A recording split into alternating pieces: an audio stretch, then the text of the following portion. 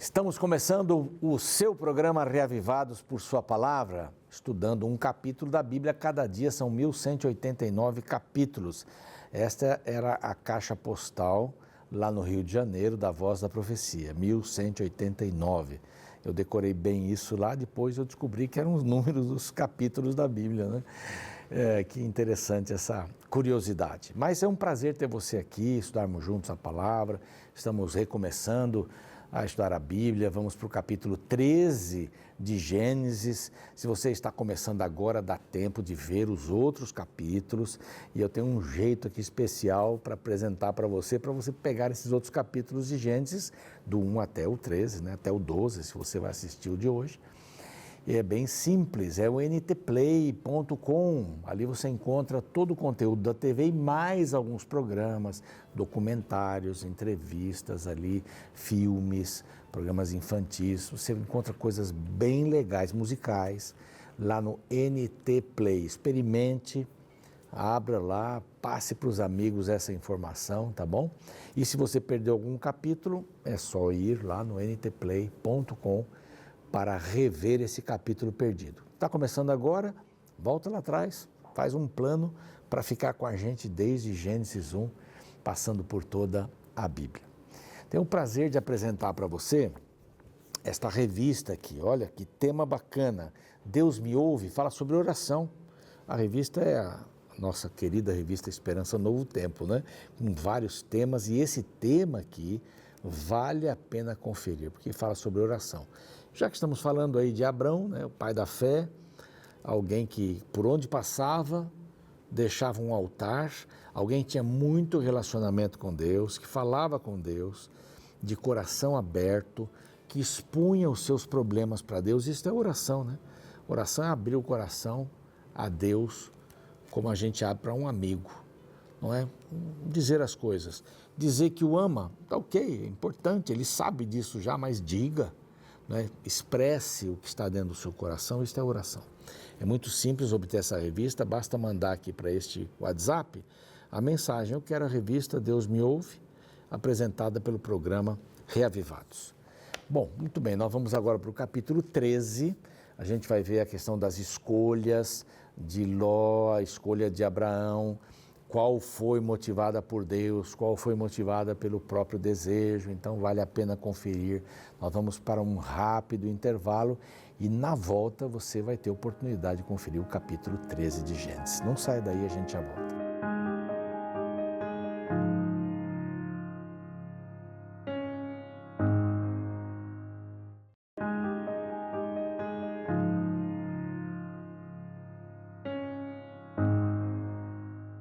Pronto, voltamos com o programa Reavivados por Sua Palavra, aqui da TV Novo Tempo. Privilégio estudar a Bíblia com você. Você que está chegando agora, você que está começando a assistir o programa pela primeira vez, olha, fique com a gente, vamos estudar juntos. E vou convidar você para acordar, arrumar a cama, estudar a palavra e sair para ser Jesus para as pessoas, né? A gente repete muito isso por aqui. Que Deus possa abençoar você nesse dia. Nós temos lá no YouTube um grupo de pessoas que pedem orações, não é? Se você quiser fazer um pedido especial, também pode escrever para o meu Instagram, nt.prronaldo, tudo junto, prronaldo, tá? nt.prronaldo. Aí eu vou responder para você, tá bom? Pode escrever lá para a gente. Conte a sua experiência com o programa Reavivados ou com o estudo da Bíblia mesmo, tá? Bom, nós temos algumas pessoas que destacamos sempre alguns nomes aqui para a gente identificar as pessoas que nos pedem orações todos os dias. E eu tenho aqui o nome do Aurélio Gonzaga, um grande abraço, para a Eurli, é um nome bem diferente, hein?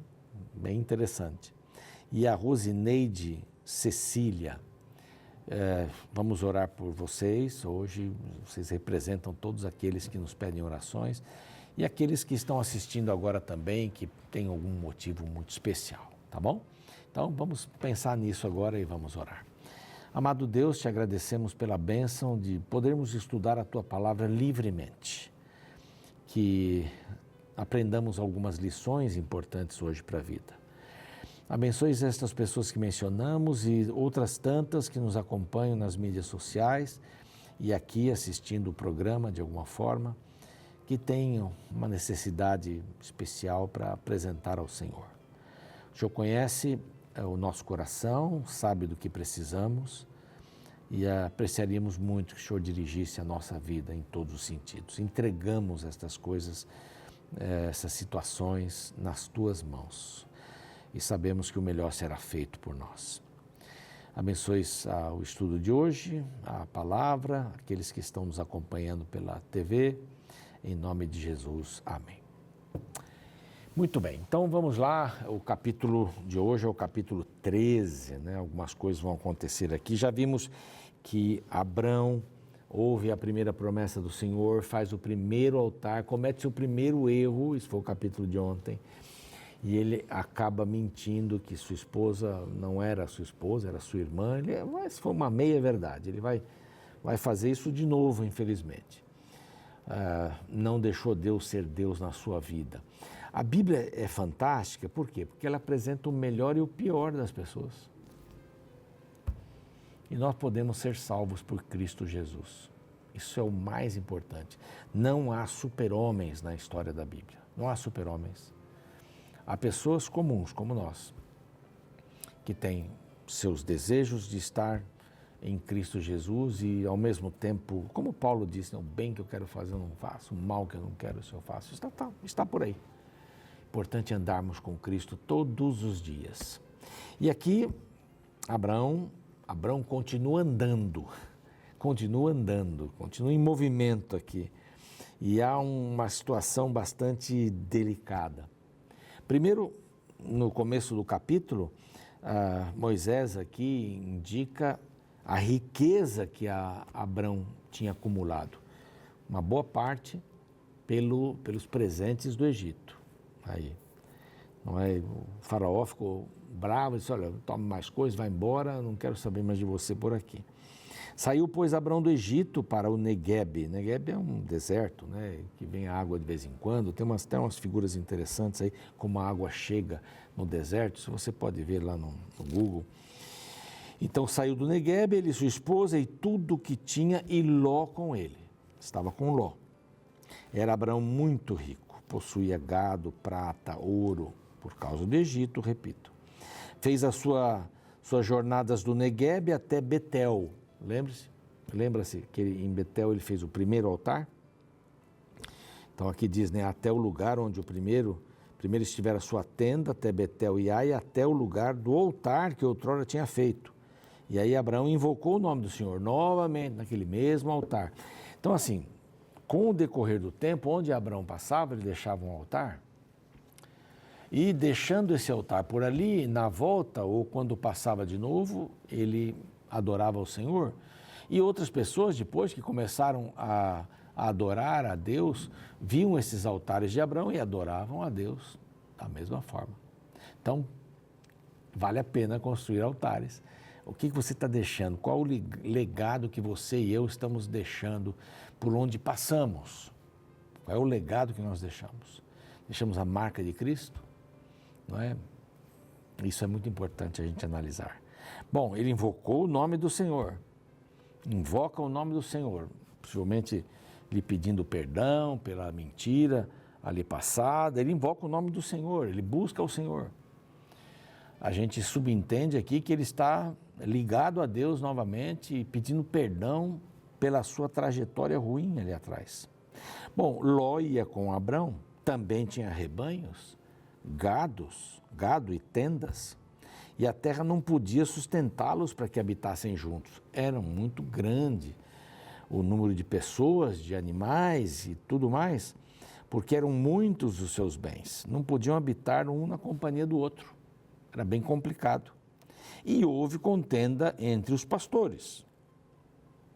Aí vem pastores do gado de Abraão e os pastores do gado de Ló. Eu vi um camarada explicando uma vez isso daqui, aí de um outro movimento, dizendo assim, houve contenda entre os pastores. Ele dizia assim, entre os pastores, ele usou assim, os pastores não podem brigar. Nós temos que cuidar das ovelhas, não podemos não saiu do contexto aqui completamente, né? A gente não pode ficar saindo do contexto. Mas houve contenda entre os pastores deles, os que cuidavam do gado. Não, isso aqui é meu, não, isso aqui é meu. Não, agora é minha vez de colocar água para os meus animais. Não, agora é minha vez. Não, vai acabar a água. Imagine alguma coisa assim nesse sentido, né? Nesse tempo, os cananeus e os ferezeus habitavam essa terra. Isso aí só para pontuar uma questão de contexto aqui. Bom, disse Abrão a Ló, o mais velho. O mais velho tomou a frente. Não haja contenda entre mim e ti. Não vamos brigar. Não vamos deixar que essa briga ali chegue até nós. Não haja contenda. Não vamos deixar que os nossos pastores, que os nossos funcionários briguem. Então vamos resolver essa questão, porque a terra já está ficando pequena. Há um motivo. Há um motivo para a gente se separar. Você segue um caminho, eu vou seguir outro completamente diferente. Para a gente poder caber na terra. E para as nossas vidas continuarem bem. Não é? Nós vamos continuar com os laços familiares, mas agora você tem que seguir o seu caminho. Chegou a hora de seguir o seu caminho. Você já está grande o suficiente para caminhar sozinho. É bom estar na companhia de familiares, não é verdade? Mas chega um momento que a gente precisa caminhar sozinho. Hoje, a tendência hoje é que filhos fiquem com os pais até 30 e poucos anos, solteiros. É uma tendência que está surgindo por aí. Na realidade, a gente tem um momento que a gente tem que caminhar sozinho. Não é? Tem que buscar ali companheiro para a vida, companheira para a vida.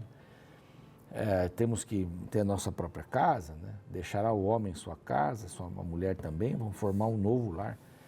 Uma só carne e um novo lar. Também isso é importante. Abrão entendeu que seria a hora de Ló seguir o seu caminho.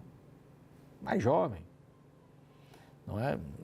Um momento, uma ideia, uma sugestão super plausível. E aconteceu exatamente isso. Foi o que aconteceu.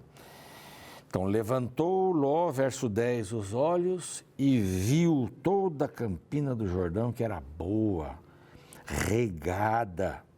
Antes de o Senhor, tem aqui entre parênteses, porque já tinha acontecido, né? Antes do Senhor ter destruído, né? Sodoma e Gomorra. Era como o jardim do Senhor, como a terra do Egito, como quem vai para Zoar. O local devia ser bonito ali. Vale a pena ficar por aqui. Eu olhei e vi, eu quero a melhor terra para mim. Bom, ele não perguntou para Deus qual seria a melhor terra. Deus poderia ajudá-lo. É a mesma coisa que eu falei ontem. Ou anteontem. Depois você vê direitinho. Você entrega a direção para Deus, mas fica dando palpite. Querendo, não, vira para cá, não, vira para lá, vira para cá. Você quer dirigir tudo. Não é? Não funciona assim. Ou você dá a direção para ele ou não dá a direção para ele. Você não vai tentar dirigir a Deus de jeito nenhum. Ele é supremo, ele é maior, ele sabe tudo. Ele sabe todas as coisas. Então Ló escolhe segundo o seu desejo, o desejo dos seus olhos. E a palavra de Abrão é assim, e eu vou para o lado contrário, pode ficar tranquilo. Ele escolheu a parte mais bonita, a parte mais fértil. Porém, as cidades eram as mais podres possíveis. E são símbolo até hoje de podridão moral e espiritual. Sodoma e Gomorra. Quando a gente quer se referir a alguma coisa muito ruim, isso é uma Sodoma e Gomorra. Sodoma e Gomorra são nomes que viraram aí.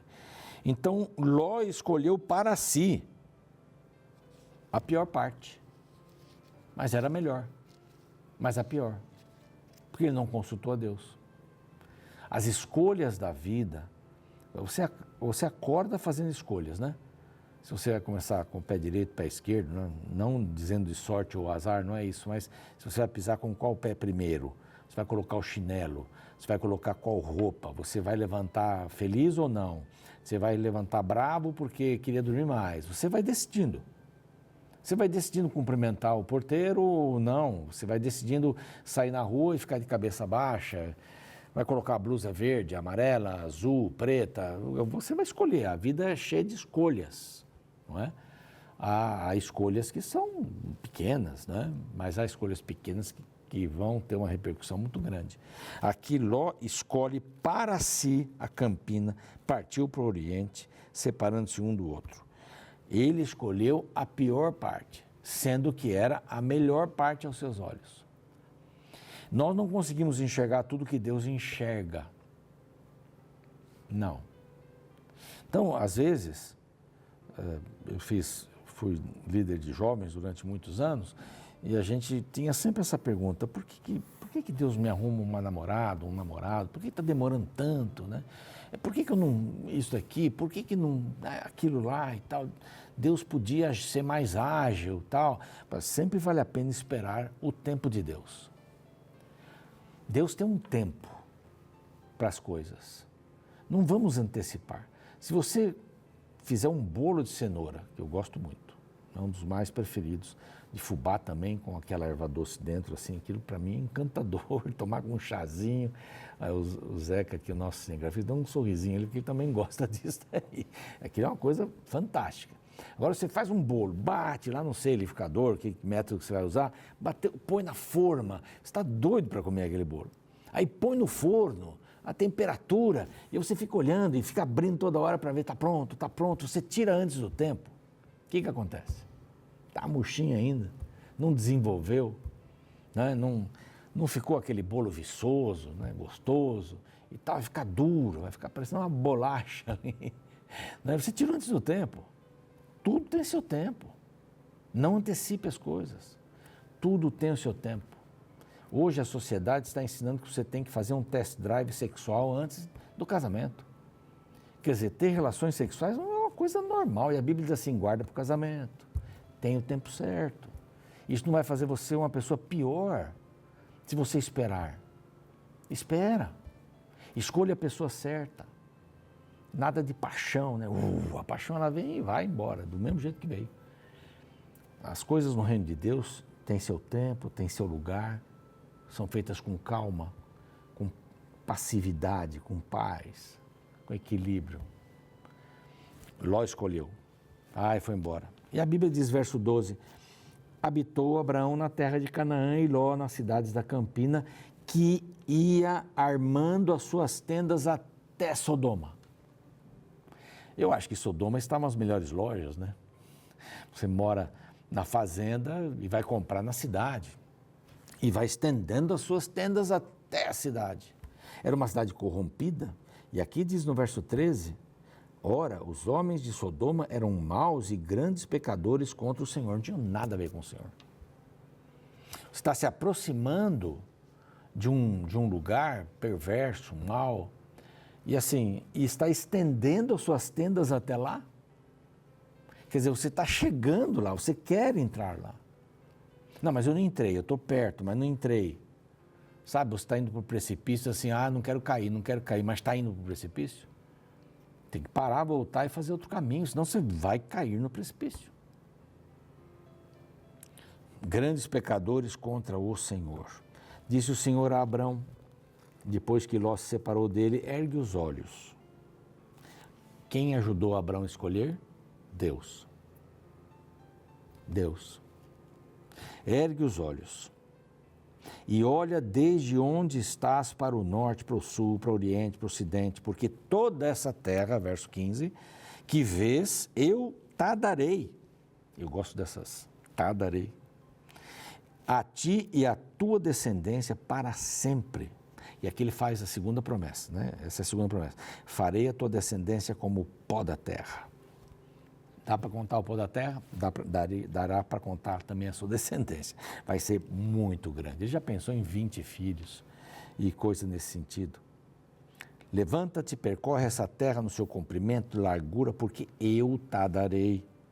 E Abraão, mudando as suas tendas, foi habitar nos carvalhais de Manre, que estão juntos a Hebrom, e levantou ali um altar, segundo altar, para o Senhor, adorando, agradecendo. Quem fez a escolha de Ló? Diz assim, Ló escolheu para si. Olhou e disse, essa é a melhor parte. Quem escolheu para o Senhor? Quem escolheu para Abrão? Eu já respondi, né? Quem respondeu para Abrão? Quem respondeu não? Quem escolheu para Abrão? O Senhor. Qual a diferença? Por que uma deu certo e outra não deu certo? Que o Senhor escolheu aqui. Vamos ficar com as escolhas do Senhor para a nossa vida.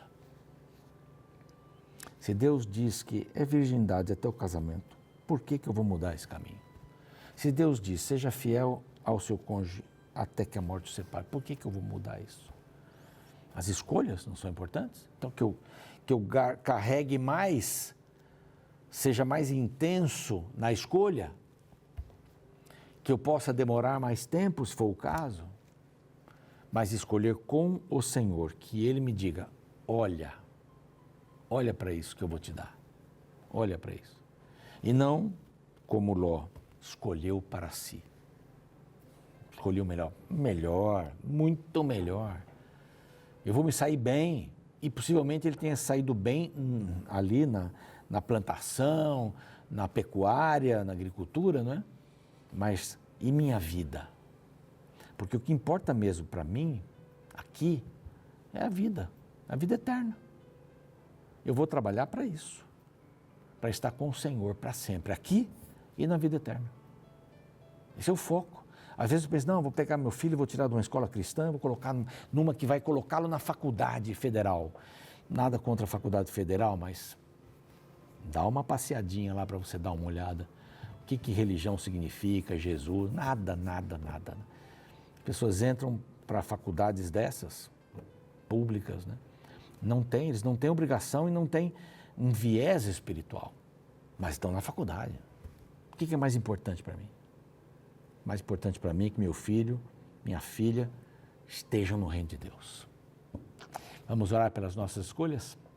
Pai querido, nós queremos pedir que o Senhor nos ajude a escolhermos o melhor para a nossa vida aqui, para nos preparar para a eternidade, para o Teu reino, que o Teu reino comece aqui, venha o Teu reino, que vivamos no Teu reino aqui nas escolhas, não nas melhores escolhas visuais, mas naquelas que poderão, e passageiras, mas naquelas que poderão nos levar para a eternidade. Essa é a bênção que nós pedimos hoje, em nome de Jesus, amém. Muito bem, amanhã nós vamos para o capítulo 14, vamos enfrentar uma guerra aqui de 5 reis e 4 reis, e eu espero você. Bom, você pode continuar com a gente aqui na programação, e agora a ilustração do capítulo 13. Um abraço.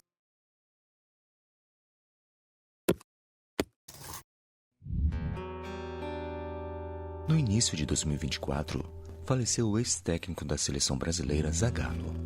Porém, a notícia ganhou repercussão na mídia quando foi revelado o testamento no qual ele deixou a maior parte de sua herança para apenas um de seus 4 filhos. O caçula ficou com 62,5% do patrimônio e o restante ficou disponível para ser dividido entre os outros 3 herdeiros. Insatisfeitos com o valor, os 3 filhos mais velhos ingressaram na justiça contestando o testamento, alegando que a divisão injusta é culpa do filho mais novo. Desde então, a briga entre os familiares continua na justiça, gerando ainda mais tensão entre os envolvidos. Histórias como essa existem aos montes no mundo, revelando grandes conflitos entre familiares quando envolve bens e patrimônio. Este é um problema antigo que pode ser visto no capítulo 13 do livro de Gênesis. Para se compreender o contexto, é necessário lembrar que quando Deus chamou Abraão, ele o ordenou que deixasse sua família para trás quando fosse para Canaã. Mas Abraão trouxe seu sobrinho Ló com ele. O resultado foi problema por conta de terras. Isso porque tanto Abraão quanto seu sobrinho Ló haviam se tornado ricos e como o rebanho de animais havia crescido, os pastores de gado começaram a se desentender por conta do espaço que estava pequeno para eles. Diante dos conflitos, Abraão apresentou uma postura muito sensata, colocando o bem familiar acima dos bens materiais. No verso 8 lemos: Então Abraão disse a Ló: Não deveria haver conflito entre mim e você, e entre os meus pastores e os seus pastores, porque somos parentes chegados. Abraão deixou claro para Ló que a família vinha antes dos bens materiais. Ele preferia a paz entre eles do que aumentar sua renda financeira. Um outro ponto interessante é que, na hora da separação, Abraão pediu para que seu sobrinho escolhesse primeiro a região que desejava habitar. Ló escolheu baseado na aparência do lugar, sem se importar com a moralidade da região. Então o verso 12 mostra sua jornada em direção à perdição. Abraão habitou na terra de Canaã e Ló foi morar nas cidades da campina, e ia armando as suas tendas até Sodoma. Ora, os moradores de Sodoma eram maus e grandes pecadores contra o Senhor. O texto bíblico revela que a vida em Sodoma foi o resultado de uma jornada feita por Ló. Pouco a pouco ele foi se aproximando da cidade, até que fixou residência no lugar. Mal sabia Ló que aquela cidade cheia de perversidades destruiria sua vida e sua família para sempre. Este é o mal do pecado. A destruição nunca vem de uma vez. Ela sempre é resultado de uma jornada na qual, passo a passo, nos aproximamos da autodestruição.